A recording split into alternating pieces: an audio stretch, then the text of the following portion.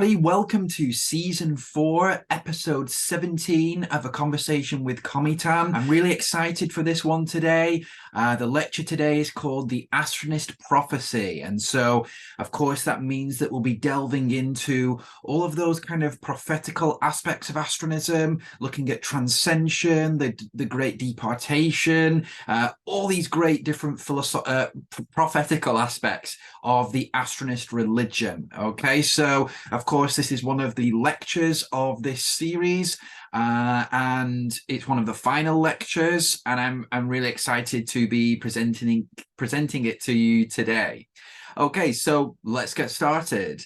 The role of prophecy in astronism is quite curious and interesting because it's similar to other religions in the sense that it does have that sort of prophetical tradition in a way, and it does form a core part of the Astronist discourse, the Astronist religious discourse.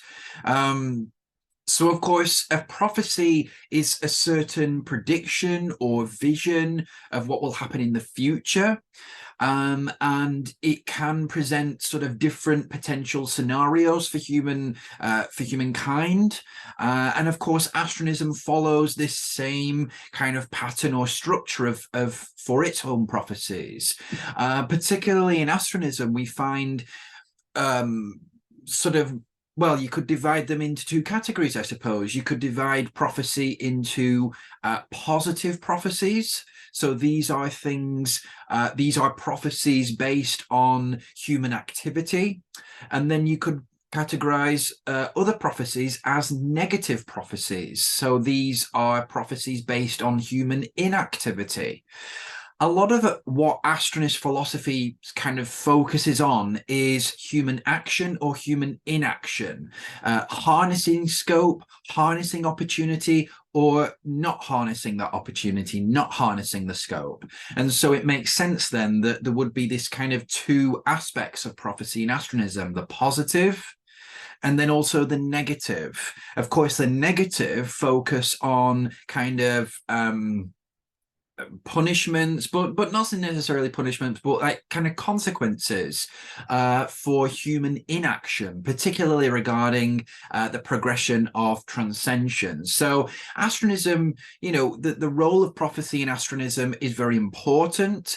We're going to get into why that is today, but certainly astronism follows that very traditional idea of what prophecy is, and prophecy can either be good or it can be bad. So there are those kind of two aspects to prophecy.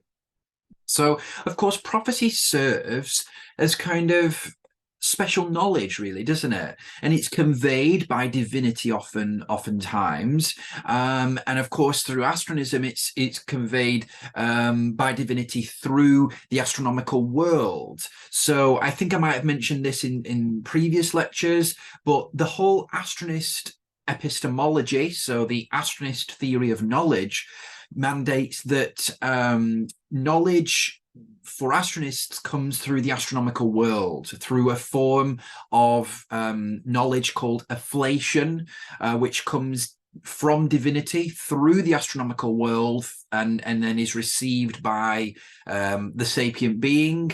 Of course, that includes human beings or any other intelligent species. So that's how we get knowledge in astronism. And prophecy is no different in that regard.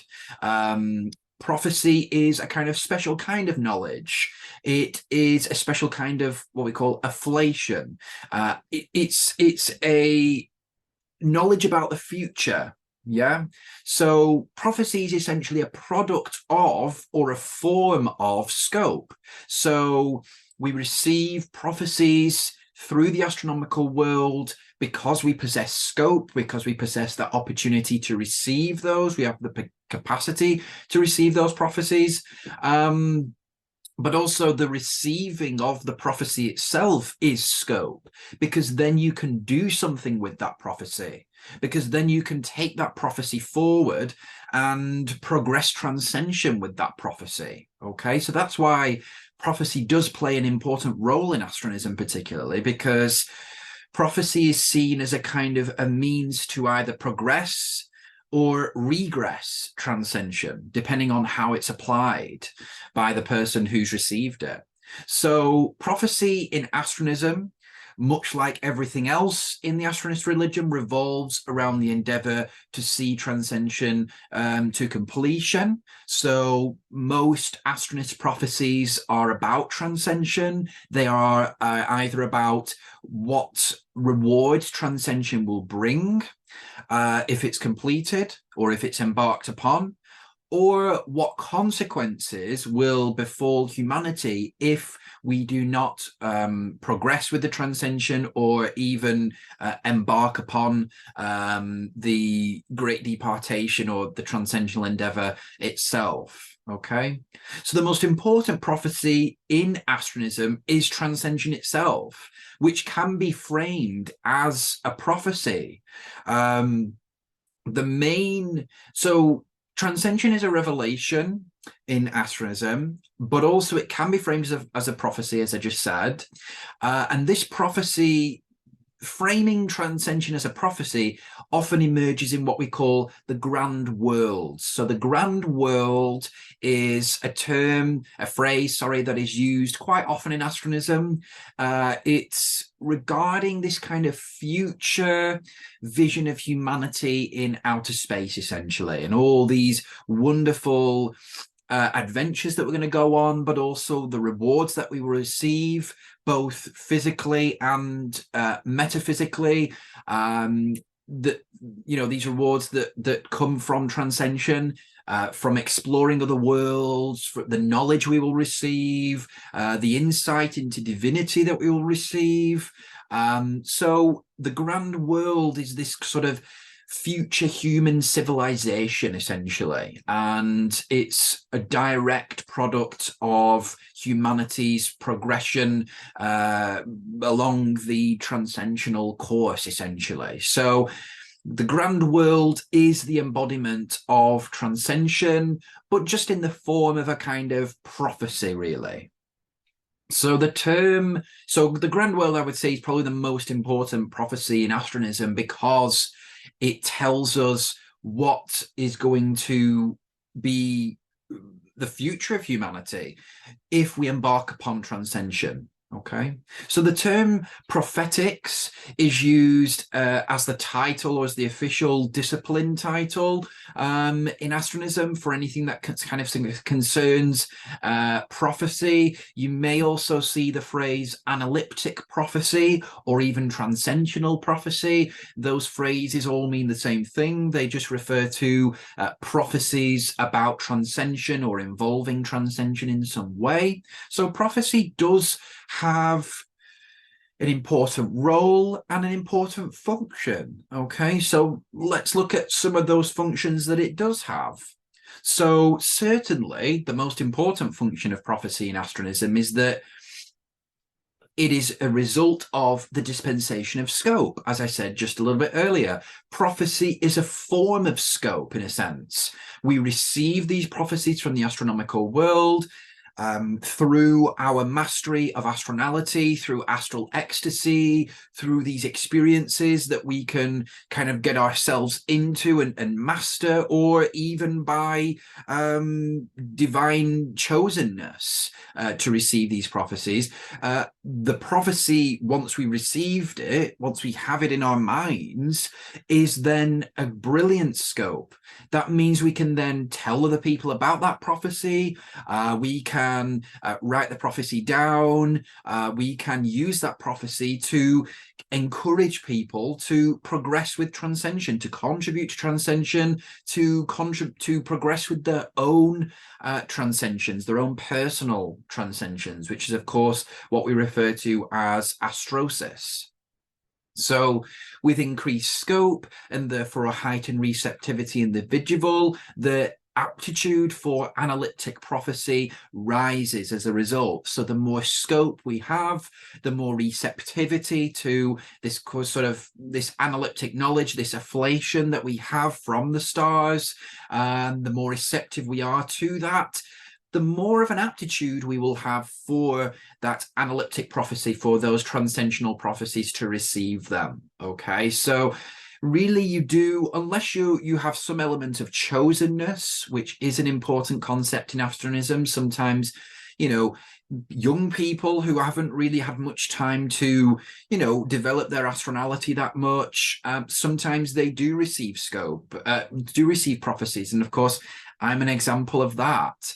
I hadn't even, thought of the idea of astronality by the time that I'd received some of my own astral ecstasies and prophecies. So it is possible for those who have a particular chosenness to do and contribute to transcension. Okay, so, but for the most part, prophecy comes as a result of really mastering one's astronality, being receptive to the astronomical world and the knowledge it can provide us. Okay, of course, that knowledge ultimately comes from God, from divinity, but it comes through the astronomical world to us. So we have to be connected to the astronomical world in order to receive that knowledge. If we're not, then we've really there's a much less probability that we will receive that prophecy, that we will receive that knowledge. So prophecy in astronism serves the purpose of both describing the transcension and kind of exploring each stage of transcension as well. So it does serve that purpose of description, explanation, education. Yeah. So prophecies that come from the astronomical world can maybe reveal. Okay, so they may have like a revelatory aspect to them. They may reveal something new about transcension that was not known previously. And I've always said in my writings that, yes, even though I've developed transcension hugely, there is still so much more that we don't know about transcension. And so there is still so much more knowledge that can be transmitted through the astronomical world to us receptive beings that we can then use to progress transcension, to understand it better. I'm not saying that my work alone is the complete revelation of transcension. I think I mentioned this in another video. Transcension is a progressive revelation, so it's constantly developing. We're constantly receiving new prophecy, new knowledge to help understand the revelation of transcension better. So prophecy obviously has a really important function in describing that revelation, in explaining it, in applying it in different ways. Astronism, particularly because it's a futurocentric religion, and Transcension, particularly because it's a futurocentric doctrine, means that prophecy plays a vital role in setting out the vision for transcension. So the fact that transcension, that astronism is futurocentric, so what I mean by that is that, a lot of what astronism talks about is in the future. It hasn't happened yet. Sometimes we do talk about like the scope of man, for example, going back to kind of prehistoric times. So there are parts of the Sideresis, the sort of astronist narrative, that do talk about the past and do talk about earlier times, but actually a majority of what is spoken about in astronism has yet to occur. Okay, it's a futurocentric religion, which I always distinguish it from Christianity in that sense. I always feel like Christianity, yes, it does have certain doctrines and elements to it that are futurocentric, that are about the future. So things like, I don't know, the second coming, for example, in certain Christian denominations. So that's more of like a future prophecy, isn't it? But a lot of Christianity is about events of the past, the crucifixion, the ascension, etc. In astronism, the future is transcension. So there's this kind of emphasis placed on things that haven't even occurred yet, because the transcension is in the future and we need to strive towards that. And so for that reason, prophecy plays a particularly important role in astronism to try to bring about that future that astronism wants to bring about. Do you know what I mean? So I would say that that Christianity is majority sort of retrospective. It's kind of looking back, whereas Astronism is majority prospective. It's sort of looking to the future. And of course, both of those religions possess, well, for Christianity, possess future prospective doctrines, and even Astronism possesses retrospective doctrines. But majority of the time, these two religions are looking at different directions. And just as an example there, so because of that, prophecy plays an important role. It sets out the vision for transcension, as I was talking about earlier, with the grand world and that sort of idea of what human civilization will be like once we've embarked upon transcension. Of course, prophecy in Astronism plays an important part in describing how, why, when, and where transcension will take place. And also, of course, it describes the benefits that will come for humanity as a result of transcension. So prophecy does have a really crucial role to play in Astronism, and particularly in regards to transcension itself. So without prophecy, there would be no new knowledge. There would be no knowledge dispensed to humanity about transcension. You know, a lot of my own thoughts and astral ecstasies and indices, they were all prophetical. They were all about the future. I didn't really know at the time what I was really talking about very much. You know, they were all seemed very strange things, strange new ideas. That's what made not only Astronism into a religion, but it also it also describes the fact that no new knowledge would be able to come about regarding transcension if prophecy did not exist or did not have a role to play in Astronism. So overall, prophecy plays a really important role in Astronism. And of course, as I've mentioned, that role is so important because of this word here on the screen, afflation. So, as I said earlier, prophecy is believed to be dispensed directly to the human intellect through the astronomical world, ultimately from divinity, but as a result of the human receptivity to scope. Yeah, you have to have scope to receive this knowledge, first of all. If we don't have scope, then we won't ever be able to receive that knowledge, receive that afflation. And so prophecy, being a form of scope, is also a form of afflation. It's also a form of knowledge, isn't it? A form of knowledge from the astronomical world. And so prophecy in Astronism is knowledge regarded as originated from a divine source beyond the cosmos that allows sapient species to embark upon and complete transcension.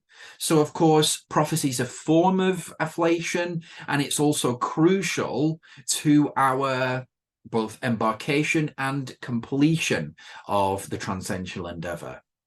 So this analytic knowledge is therefore what carries sapient beings along the path to transcension. You know, we take this knowledge with us, we take these prophecies with us, we hold them dear. These are the things that kind of push us forward.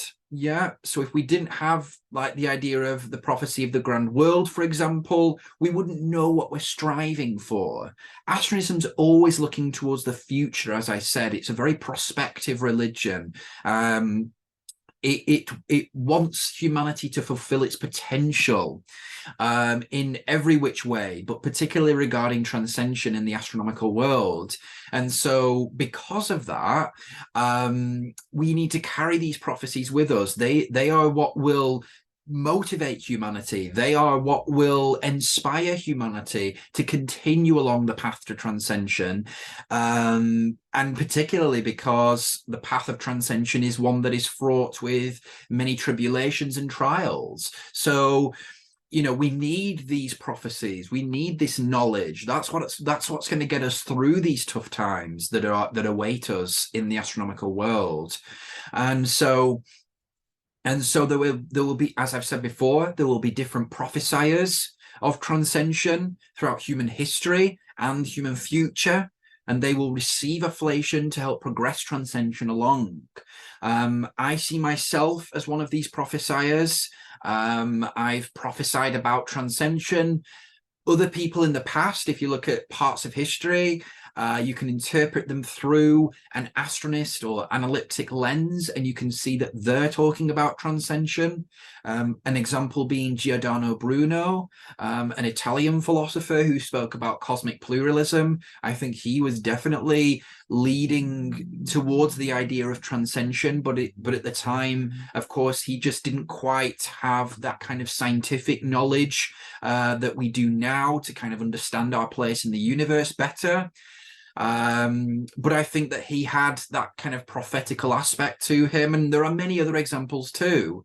And there will be many other examples in the future.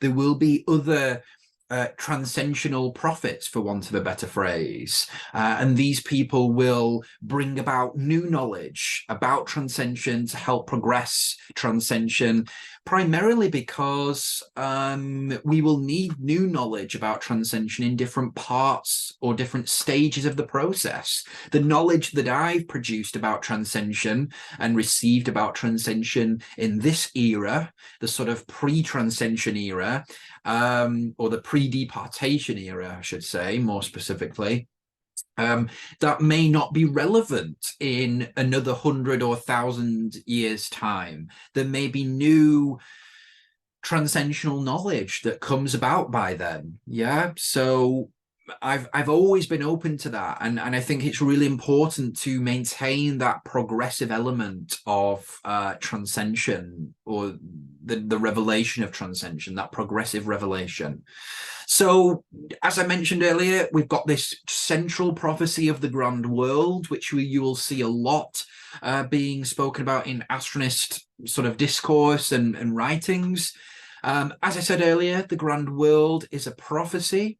It states that human beings will build a civilization among the stars that is oriented towards the completion of the transcensional endeavor. So that's the key thing about the grand world, is that it's about completing transcension. The grand world, for a civilization among the stars to embody the grand world, it has to be under the banner of transcension. It has to be created for the purpose of transcension. So that's something that I think I'm struggling with at the moment, is that there is so much kind of what I call secular space exploration taking place. And that's so important, don't get me wrong. It is so important. But I always distinguish that from the transcensional space exploration that I'm talking about, which is conducting space exploration activities for the purpose of progressing and ultimately achieving transcension. And sometimes I call this religious space exploration. But really what I'm talking about ultimately is achieving this or materializing this prophecy of the grand world. So the grand world is the manifestation of transcension in human society, and is also the essence of transcension in motion, essentially. So it's the grand world is a living civilization, and it's supposed to be the embodiment of transcensional values, essentially.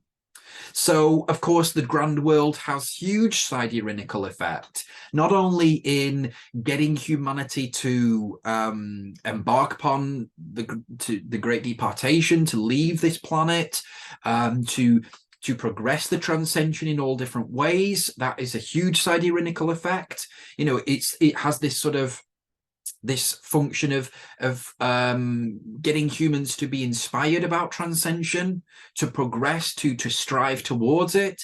But it also has the effect of actually advancing transcension itself as an actual civilization, a physical future civilization.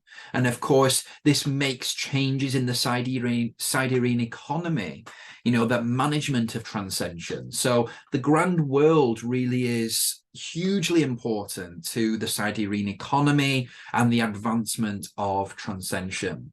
So the grand world prophesies that humanity will exist in a state of, will still be limited, but at a but with a greater abundance of scope, we will then be able to build the grand world and go on further along the course to transcension. So yes, human beings will still be suffering in the grand world. We will still be limited.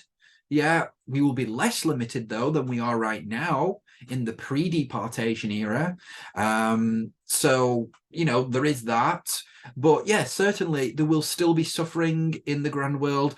Sometimes I refer to the grand world as a kind of semi-utopia, in the sense that, which may be a bit of an oxymoron, in the sense that, yes, it's a utopia because we are progressing transcension, we are living for transcension, we will have built a civilization under the banner of transcension. So in that sense, it's brilliant. You know, it's a utopia in that sense. It's perfect that we are progressing along with the transcension in that regard. So in that sense, I do see it as a utopia. But then at the same time, because of limitation, there will still be suffering, evil, and people trying to regress the transcension, primarily because of our limitations still. So in that sense, but those things are also still necessary as well to kind of keep us challenged and keep us progressing along the course to transcosmisation. But ultimately, we will still be limited. So that's why I sometimes call it the semi-utopian theory or a semi-utopia. It's sort of striving towards the utopia of transcosmisation. We're getting there, but we've not quite got to that full utopia yet. So a utopia in progress, you could also argue that's what it is. So ultimately, the grand world is a means for humanity to perpetuate its condition of transcension. So let me just explain this. So when human beings have left this planet and we start to build a civilization, among the stars, we will then have reached a condition called transcension. Okay, this is different from the process of transcension. Transcensia is a condition. It's a state of being. It's a state of mind. It's a state of perception, really. And the grand world is the actual function of the grand world is trying to harness that transcension, that condition, and trying to keep it there for as long as possible, to trying to perpetuate that condition for as long as possible, because we will need that condition. We will need to stay in that condition, this sort of enlightened, transcensional state. We will need to stay in that condition for long enough for us to uncover the secrets to transcosmisation, which is about leaving the cosmos physically, not only just metaphysically, but actually physically leaving the universe. Okay, so we need to be able to stay in that transcensia condition for long enough for us to discover how to transcosmise, because we don't know how to do that yet. I don't know how to do that. I can only make speculation and guess, but once we're among the stars, we will have a better perspective, but we need the grand world to kind of secure that transcension, to secure that mentality of ours, that mentality of our civilization for long enough so then we can basically transcosmise, so then we can basically escape this limited cosmic existence. So that's the fundamental function of the grand world prophecy. There are also, of course, other prophecies in Astronism, and these, of course, as I said, are called analiptic prophecies, because the term analiptic refers to anything regarding transcension. So the first prophecy that I want to just go through, because I've put about 5 prophecies here on the screen. There probably are others too, but these are the 5 that I sort of was thinking about when I was creating this lecture.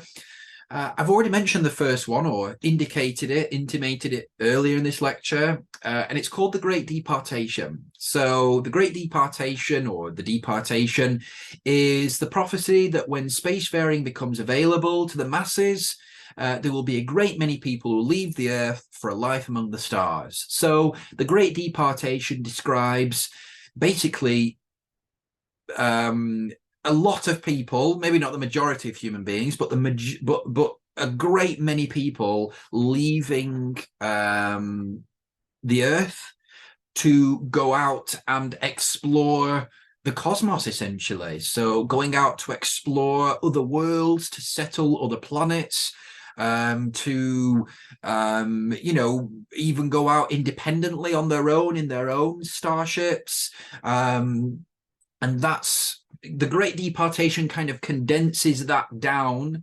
And so in my mind, I always envision the Great Departation as being all these ships kind of leaving the Earth all at once. I don't think that's how it will take place. I think it will be a lot less kind of dramatic as that, but certainly that kind of captures the meaning behind it. So the Great Departation is this idea that human beings, once we sort of harness that kind of spacefaring capabilities, once we have enough, resources and an understanding of spacefaring, there will be many people who will leave the Earth for a life of spacefaring.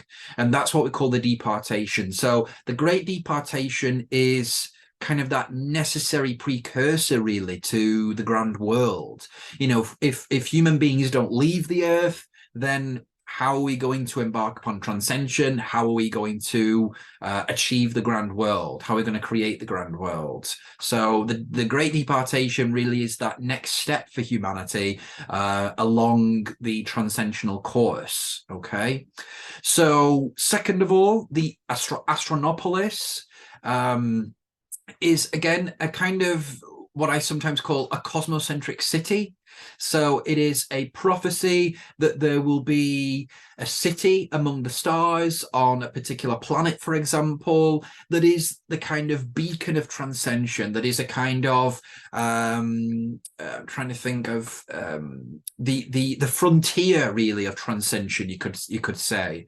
And this is what I refer to as the Astronopolis, this transcensional city where it's sort of on the frontiers of human understanding of the cosmos, and the sort of frontiers of human expansion in the cosmos, should I say. So the Astronopolis is this kind of prophesied city that will act as the sort of beacon of transcension, really. Another prophecy in Astronism is what I call the astral dawn. This is the success of Astronism in becoming a widespread religion and being accepted and sort of taken on by humanity among the millions or even billions, perhaps. So the astral dawn is this kind of new era, really, this kind of Astronist era, that Astronism will become a widespread religion, just like Christianity and Islam, and that because of that, transcension will be brought about, because we need Astronism to guide us along the transcensional course. So the astral dawn is more about Astronism as a religion and becoming a kind of widespread and accepted world human religion, really. We then also have what I call the 10 Grands. These are prophecies that originate from the Omnidoxy, which was my first treatise that I wrote during the sort of founding year of Astronism. And these are 10 prophecies, and they kind of detail 10 sort of sequential stages of humanity's expansion into outer space. And there's sort of a precursor, really, to some of the more developed transcensional philosophies that we have today, like the Great Departation, the Grand World, for example. They sort of preceded those other analytic philosophies. So they're not as much about transcension per se. They don't. If you read them in the Omnidoxy, they're not specifically mentioning transcension as much, because they were created around the time that transcension was emerging as the main doctrine of Astronism, but also a little bit before that too. So they don't always fit into that more kind of rigid understanding of transcension, but I think that they are still, they're still useful to talk about. They do talk about, sometimes they do talk about the great departation in some ways, and you can kind of interpret them, and you can also kind of see how I came to receive more knowledge and understanding about the grand world through these earlier prophecies, like the 10 grands. But yeah, so they're sort of earlier prophecies, but they still perform an important function, I think, in understanding the kind of progression of the transcensional revelation, essentially. So fifthly, we have the Ascender, which again is actually it's a more recent prophecy, I think, that, and it's talking about this idea that there will be a particular Astronist, an Astronist leader, who is prophesied to lead the endeavor of transcension. There'll be this great man or woman who will rise up to be the leader of the transcension, the leader of the Astronists in the transcension, and this person I call the Ascender. There are different sort of conceptions of this same idea in Astronism. We see other sort of prophecies about future Astronists who will lead either transcension as a whole or some part of transcension, and this is an example of one of those, called the Ascender prophecy. This idea that there will be this Astronist who will be born, and they will have this sort of destiny to basically lead the transcension of humanity, okay, or significantly progress along that course. And of course, the Ascender may be one person, but it could be, it could be multiple people in the future. There may be one Ascender for one sort of particular period, and then there may be another Ascender for a subsequent period. So the Ascender doesn't necessarily have to just be one person. It can be sort of a person that is that takes over from someone else as well.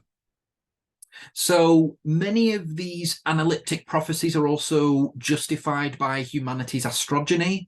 So a lot of these prophecies, it's particularly like the grand world, the great departation, even like astral dawn for some in some instances, they're all connected to this idea that humanity originally came from the stars, and this is what I refer to as astrogeny.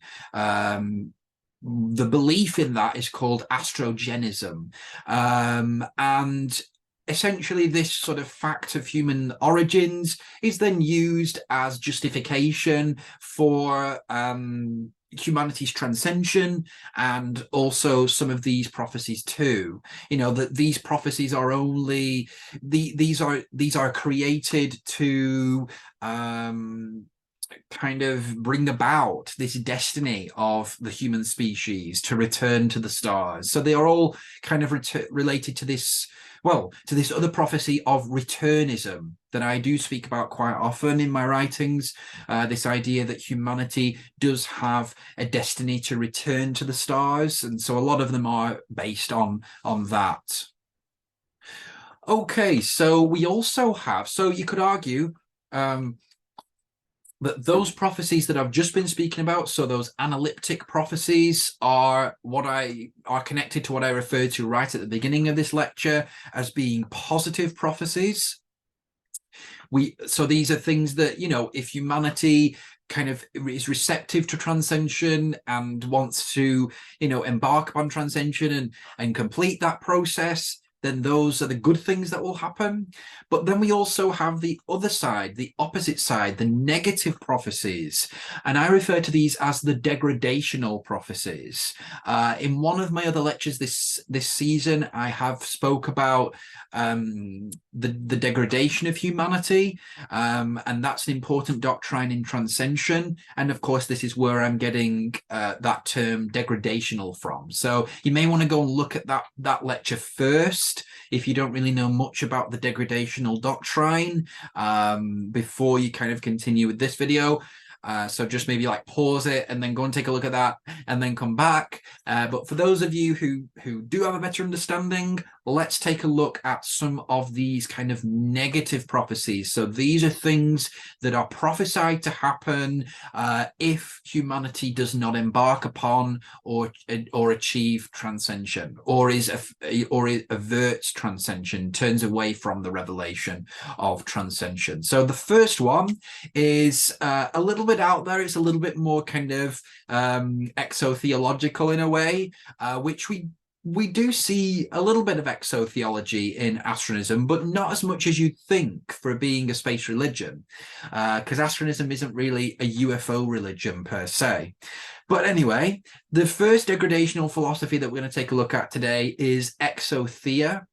This is a kind of prophesied invasion of extraterrestrial beings that are superior in intelligence and technological capability than that of human beings, and so cause the extinction of Homo sapiens. So, of course, exothea has been talked about in science fiction, in other religions too, but Astronism attributes this word exothea to this idea of an alien invasion, essentially, that this is kind of a hostile extraterrestrial beings, extraterrestrial species, and that they will want to use our resources for their own transcension, perhaps, and that they will cause the extinction of humanity. Okay, so that's one sort of terrible outcome for humanity if we don't embark upon transcension. The degradational prophecy, of course, comes out there in the sense that, you know, if we stay on this singular planet, if we don't advance our intelligence and our technological capability, then we will be vulnerable to, you know, other species coming in and taking us over, or even causing our extinction. We also have another degradational prophecy called the Comet of Death. So in the Sideresis, if you take a look at that, which is the Astronist narrative,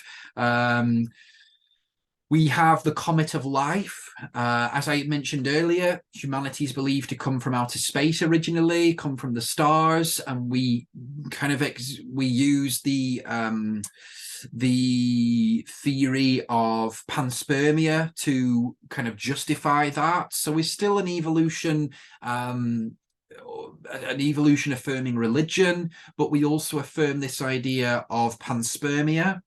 And panspermia involves sometimes this idea of a comet of life coming crashing to Earth, and then that's what brought the microorganisms from outer space that then eventually evolved into life, and then, of course, human beings. Now, the inverse of the comet of life, of course, is what astronists call the comet of death. And this is the idea that, you know, a comet will come to Earth and crash to the Earth and cause sort of mass devastation for the human species, and that this may or may not lead to human extinction. Certainly it would lead to kind of much more scarce resources, and so kind of infighting among human beings. This is what we call the crepusculists. Or it could cause, like the dinosaurs, for example, our complete extinction, which is what we call the starfall. Okay, so there could be that comet of death, but then we also have the terarch, which is the sort of imminent extinction of humanity. This is often seen as an astronomical event, so, you know, again, like the comet of death, you could argue is a form of the terarch, but also I'm also kind of broadening that idea as well to include human activity too. So things like a nuclear war, for example, so we could destroy ourselves. That could also be included as part of the terarch. And the difference between really the terarch and the comet of death scenario is that the terarch will definitely lead to the extinction of humanity. Okay, so to be the terarch, it has to cause the extinction of humanity, which is, of course, what we call the starfall. And again, this is regarded really as a retribution for humanity's indulgence in limitation.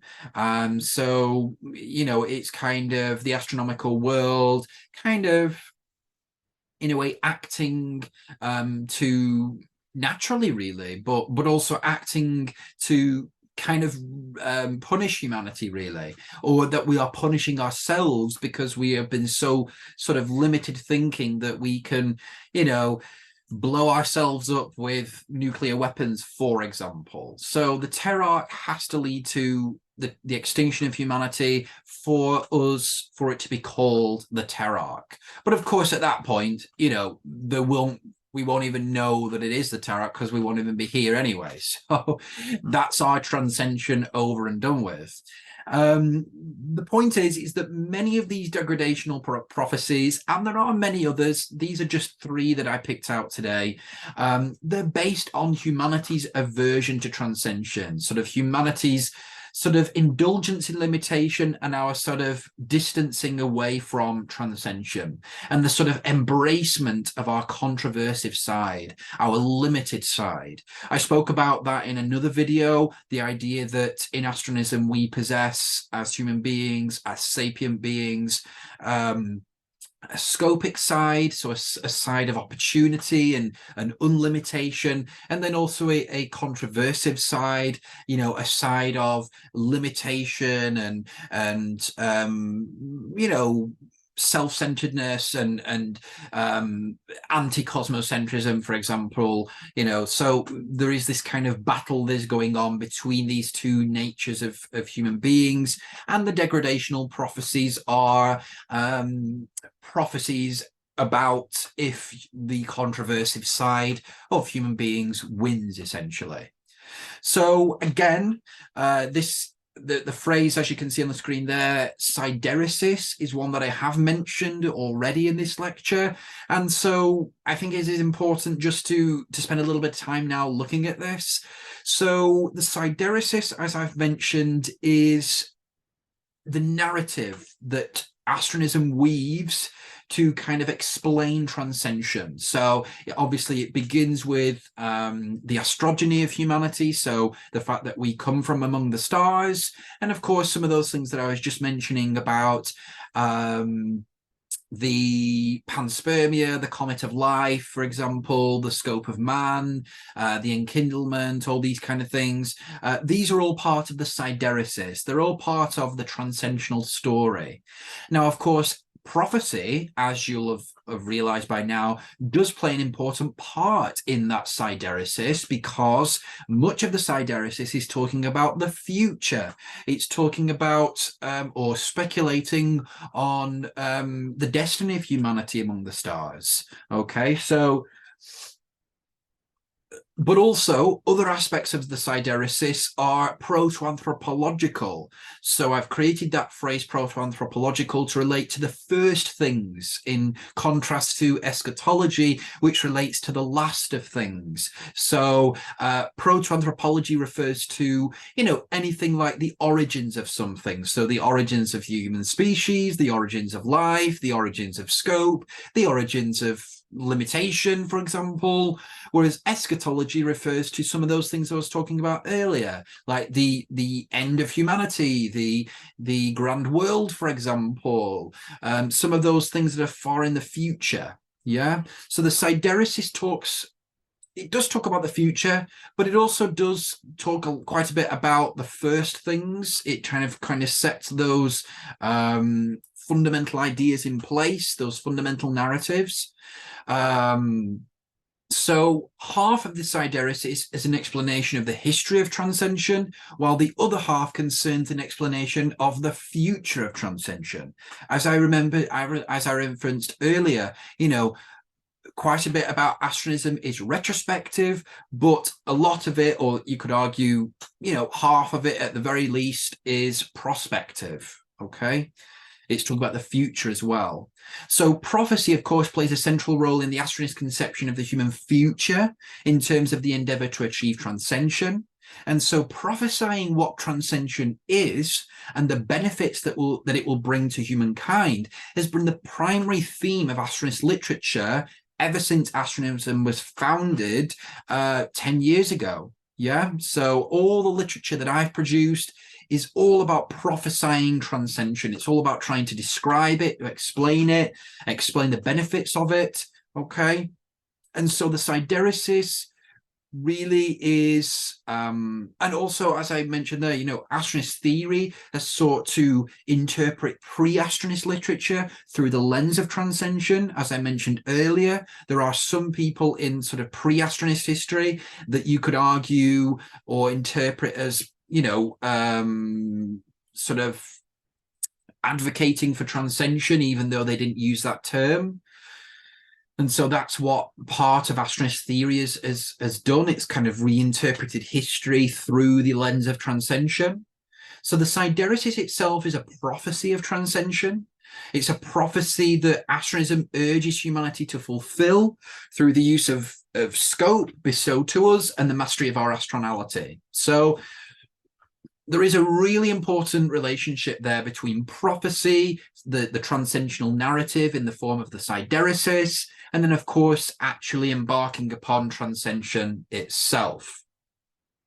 There are also a lot of related terms and traditions to Astronist prophecy. So Astronist prophecy is related to and influences Astronist common beliefs and customs, an example of which is astralism, which is the belief that a clear night sky is a good omen. So we've got quite a lot of sort of Astronist customs and beliefs about, good and bad omens, for example, as I've just mentioned there. And all of these kind of result from or are products of Astronist prophecy, essentially. And so this is the belief, as I said, that certain things are good for transcension and certain things are bad, that they are bad omens for transcension. Okay, so of course we've got those different things taking place there, and they're all feeding through this Astronist prophetical tradition, essentially. We also have the term or adjective astrovatic, which relates to Astronist prophecy or any kind of prediction practiced by Astronists. So we see this quite a lot in certainly in my literature, quite a lot of prophetical writing, prediction writing. So you could describe that as astrovatic literature. So anything related to Astronist prophecy, essentially, you can refer to as being astrovatic. And then we also have this idea of the person called an astrant. So an astrant is a person engaged either in studying Astronist prophecy or expounding a certain Astronist prophecy. So you could even call myself an astrant. Okay, it's just a more kind of specific term to relate to someone who is kind of in the process of studying Astronist prophecies or presenting their own Astronist prophecy, for example. And then certainly, as I mentioned earlier on in the lecture, transcension itself is a prophecy. In essence, the prophecy of transcension is that humanity will achieve salvation by itself through the process of extrication, through saving ourselves, by venturing into outer space to approximate ourselves with divinity beyond the cosmic limited realm. That is the fundamental prophecy of transcension.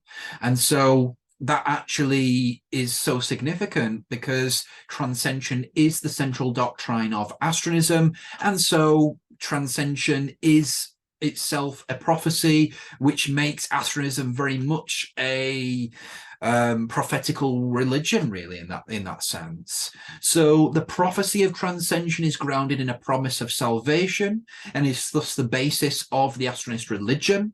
And prophecy therefore plays a crucial role in establishing both a basic purpose for Astronism and a basic goal for the whole Astronist religion. If there wasn't this prophecy of transcension, and I think I spoke about this quite a few times now, Astronism would literally just be a philosophy of life. It wouldn't be a religion. And I've always said this, is that the development of the transcensional doctrine, particularly as a prophecy, as a sort of future vision and goal for human beings, has made Astronism into a religion, really, particularly in the last 6 years or so, I would say. So I would say for the first few years, Astronism was more of a philosophy, really, and you can see that in some of my writings, in some of my earlier writings. But particularly in the last few years, Astronism has become much more of a traditional religion, if you will, because of this analipsocentricity, this focus on transcension. So the goal for Astronists is to see the prophecy of transcension come true, and so they work to ensure that it manifests in the world by spreading Astronism. And of course, Astronism is regarded as the analytic guide. This is what is going to achieve transcension. This is the belief system that has a sovereignty over transcension, that has an exclusive claim over transcension, and we're going to see this goal through. And so, of course, this makes Astronism a universal religion because we want everyone to know about it, which also it also places Astronism in that same category as, Christianity and Islam. They are both universal religions, but also distinguishes it from things like Judaism, for example, which is more of an ethnic religion. Judaism does not encourage conversion. It's not going out to evangelize or anything like that, whereas Astronism would do, because it wants everyone to know about the universe, the doctrine of transcension. So there we have it. A good kind of understanding there, hopefully, an outline of Astronist prophecy. If you've got any questions, just let me know. Of course, I'm always available to answer questions, and I really like some of the questions that I receive over email. They're really great. Or down in the comments below, just ask questions or give me feedback on what you think of some of this new content that is emerging, as certainly my composition of the Astrodoxy treatise, the second treatise of Astronism, the sort of central treatise of Astronism is emerging. As always, take a look at astronism.com, cometan.org to keep up with everything I do. Take a look at the Astronist statement as well, which was published last year, and then also keep a lookout for any future books that are going to be published regarding Astronism and all things transcension. So thank you everyone for listening today, and I will see you in the next episode of A Conversation with Cometan. Goodbye, everybody.